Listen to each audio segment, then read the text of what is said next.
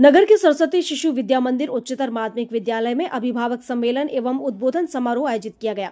सम्मेलन का शुभारंभ मां सरस्वती मां भारती के चित्र के समक्ष दीप प्रज्वलित व माल्यार्पण कर अतिथियों ने किया।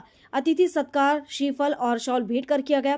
कार्यक्रम में मुख्य वक्ता के रूप में मौजूद मानस मर्मज्ञ श्याम स्वरूप मनावत ने उपस्थित जन को धार्मिक प्रेरक प्रसंगों से शिक्षा के साथ संस्कार भी शिशु मंदिर में मिलने की बात कही।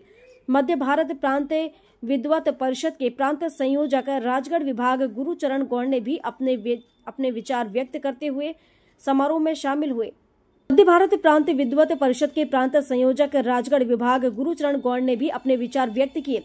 समारोह में शामिल सभी अतिथियों और अभिभावकों का स्वागत विद्यालय समिति अध्यक्ष राम गोपाल खंडेलवाल, व्यवस्थापक मनीष अग्रवाल, प्राचार्य लक्ष्मी नारायण पवार ने किया। कार्यक्रम में विशेष रूप से भाजपा जिला अध्यक्ष ज्ञान सिंह गुर्जर, हजारी लाल दांगी, विधायक रमेश चंद्र बंसल, गिरिराज मोदी, नगर परिषद अध्यक्ष गीता बाई मालवीय रहे। अभिभावक सम्मेलन में बड़ी संख्या में मातृशक्ति भी उपस्थित रही। कार्यक्रम का संचालन आचार्य पूर्व सिंह पवार ने किया। स्कूल नहीं क्योंकि उस समय औपचारिक शिक्षा नहीं थी, फॉर्मल एजुकेशन नहीं थी, उनके पास कोई शिक्षा की मार्कशीट नहीं थी। मेरे दादाजी के पास, मेरे पिताजी केवल छठी पढ़े। मैंने मैथ्स में एमएससी किया और मेरे बेटे और बहू दोनों पीएचडी हैं। अब माचलपुर मुझे बताया कि हम चारों में से किसकी पढ़ाई पूरी और किसकी अधूरी। लिखे नहीं थे, पिताजी छठी, मैं पोस्ट ग्रेजुएट, मेरा बेटा पीएचडी।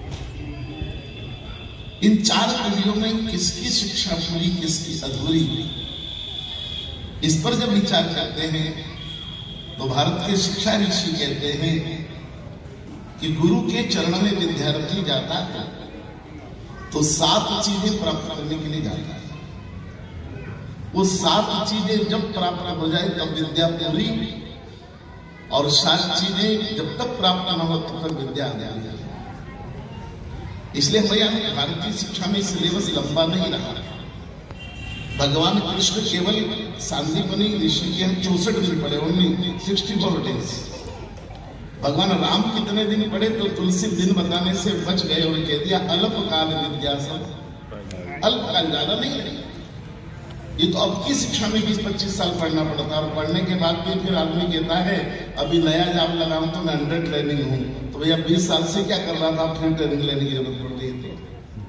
पोस्ट ग्रेजुएट कॉमर्स का आदमी जब बैंक में सर्विस करता है तो फिर कहता मैं अंडर ट्रेनिंग हूँ। तो भैया मेरी समझ में नहीं आता। अचलपुर से प्रदीप बंसल की रिपोर्ट।